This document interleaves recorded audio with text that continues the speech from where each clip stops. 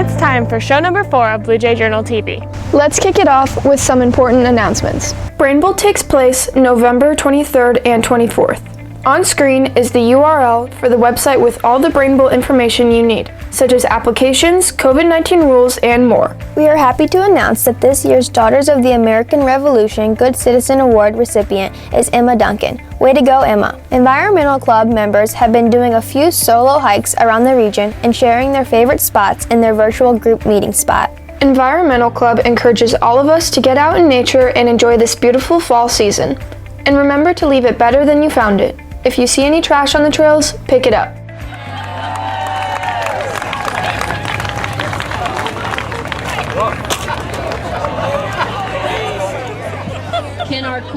Thanks for voting us for Homecoming King and Queen. It means a lot, guys. I wish I could be there. Have a good day. Sweet. Now more than ever, having access to technology is important.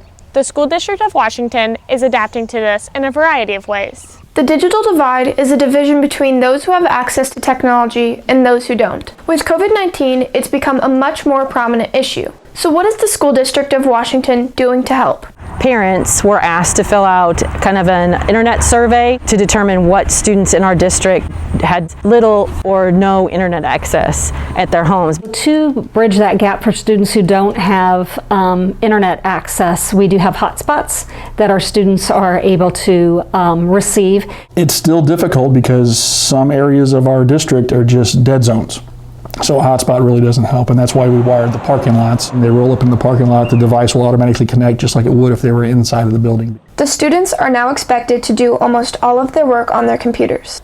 The school district has purchased some apps to aid in this transition. The district has purchased a program called CAMI, which enables students to mark up PDFs, and so it's a little bit easier for teachers to create materials for kids to fill out. We have purchased a database called Sora that provides electronic books. Purchased Screencastify, which enables students to record their screens. These apps and hotspots are rendered useless without a device. Although we have computers for all of our students 5th and up to take home, we didn't have that for K through 4. We purchased tablets for K1, Chromebooks for 2nd grade, and then we let the 3rd and 4th graders take those devices that they had in the classroom as one-to-one home with them.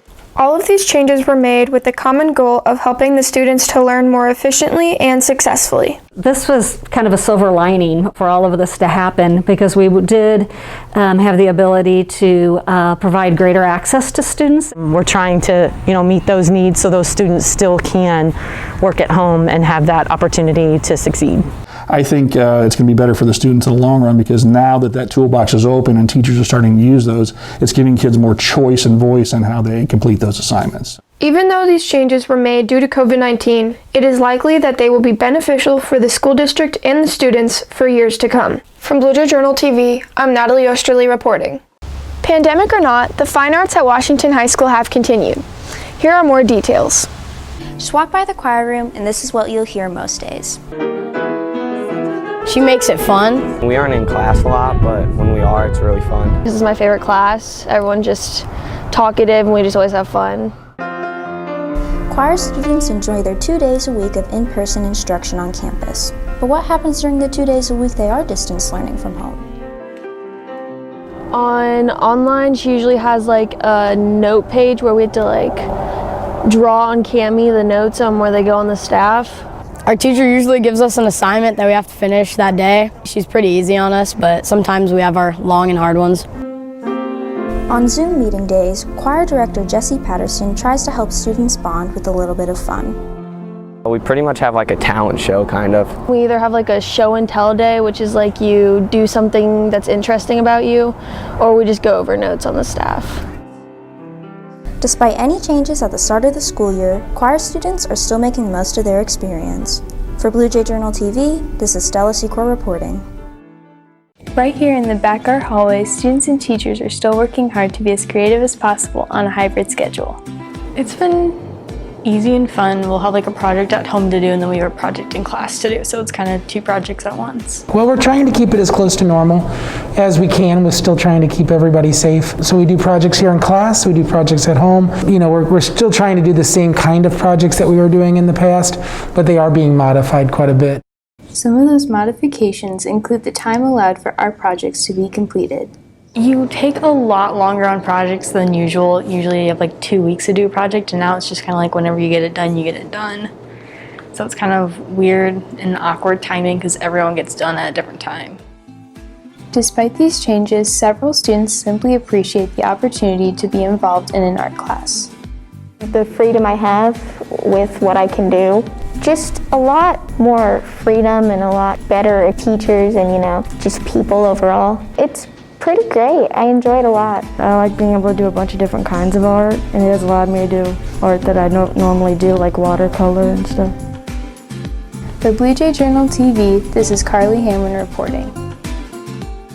The Washington High School Library has been a little more quiet in the first quarter, but that doesn't mean they're not ready to help their students. Our number of students that visiting the library is very sad to me. It's lower. It's difficult because I really miss having students around. Because of the pandemic, the Washington High Library has had less in-person visitors, even though our librarians are so hard at work. Our librarians are fantastic. They've got great resources. You can tell them what you're interested in, and they can hook you up with great books. We're trying to make ways that you can request materials and we can deliver them to your classrooms, that you can return your materials to your teachers and we'll pick them up from there.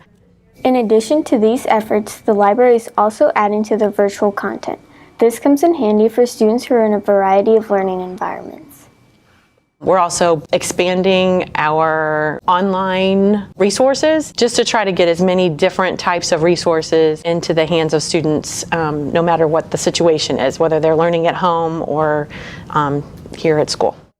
With that said, both students and teachers alike still find great value in print material. I'm old school. I prefer print resources. You really can't replace a book. You still need to look at books every now and then to find the older stuff, and you need to look at the online stuff too to find the newer stuff, and it's good to have a healthy balance between the two of them. Even though the library may not get the same amount of in-person traffic these days, they're still working to help students in any way possible. We're just coming up with other creative ways to try to help. We do a lot of online telephone support for people and things like that, but I miss seeing faces. Do not forget that the library is still open and available for both students and teachers to utilize. For Blue Jay Journal TV, this is Molly Bauer reporting. Our recent featured pets, Mary Jane, Emmett, and Meadow, have all found their forever homes. Now it's time to meet your featured pet from the Franklin County Humane Society. Hopefully, we can find him a home too. Do you have a big heart to love a big guy? Brutus is a 70-pound, 6-year-old Lab and Great Dane mix. He came to the shelter as a very scared stray boy and is still learning how to trust people. A calm home with a confident adopter would be perfect for this guy. Contact the Humane Society at 636-583-4300 or visit fchsmo.org to learn more about Brutus and all of the other pets available for adoption. Did your teacher show your class Blue Jay Journal TV? If they did, you can enter your class to win a prize pack. Either tweet at Blue Jay Journal or email our advisor, Michelle Turner, the following information. Your teacher's name, your class hour, and what date they showed you Blue Jay Journal TV. Mrs. Flynn's 7th hour B-Day group won the prize pack this time from Blue Jay Journal TV. Ethan Rowe contacted our advisor to enter them for a chance to win. Thanks for watching our show. And don't forget to visit www.bluejayjournal.com for more news and views of our school and community. Remember to mask up and be careful out there. Have a great day, Blue Jays!